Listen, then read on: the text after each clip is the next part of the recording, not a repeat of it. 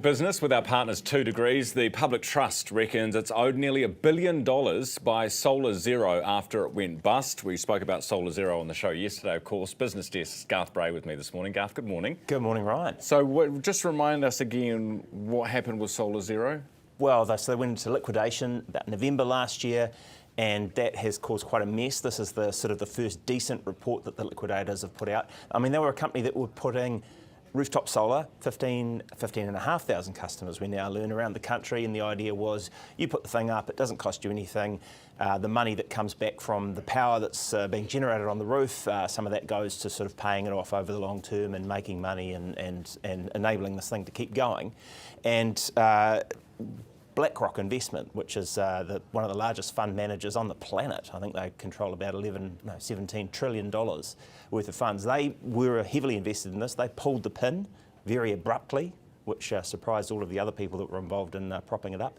Now, the public trust is controlling 2 of the 9 entities in the Solar Zero group that are still kind of functioning, and they were put there to try and keep track of the money that was lent out to put these panels up and so on. So they've put a big bill on the table and said, hey, we need to protect this money.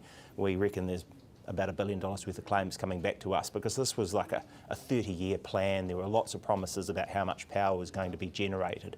So it could be a bit of double counting in there. The liquidators are saying this is complex. Claims are complex, understatement of the planet. Yeah, so what about customers? Because we spoke about them yesterday. Where do they fit into all of this? Well, the Green Bank, the New Zealand Green Investment Finance people were into this as well. They were in front of the Select Committee yesterday. They said, oh, customers, they're going to have to come secondary, sorry.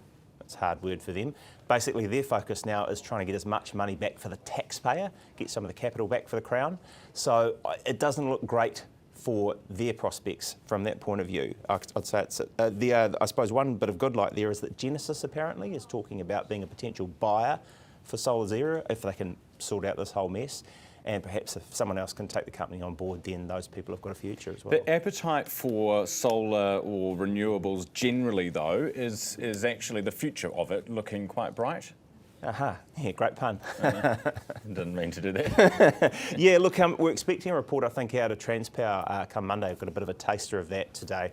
That something like 85% of the generation or the power that's coming in the next year or so is ready for consent is solar and intermittent wind. Now that's kind of good, because I guess that's the direction you're heading, but there's a bit of a problem with it when it's on, when it's off and so on. So there's some news today about a company, a UK company that's just taken a chunk of a New Zealand company called Helios to build yet another one of these battery energy storage systems, BESSs, basically a mega battery in Waikato. And I guess the idea is you start building more and more of these things around the country, and then when the wind's on, when the solar's on, that can get stashed, and when it turns cold, dark, rainy or whatever, you can pull start of that out. We've had quite a few of those popping up already, I think.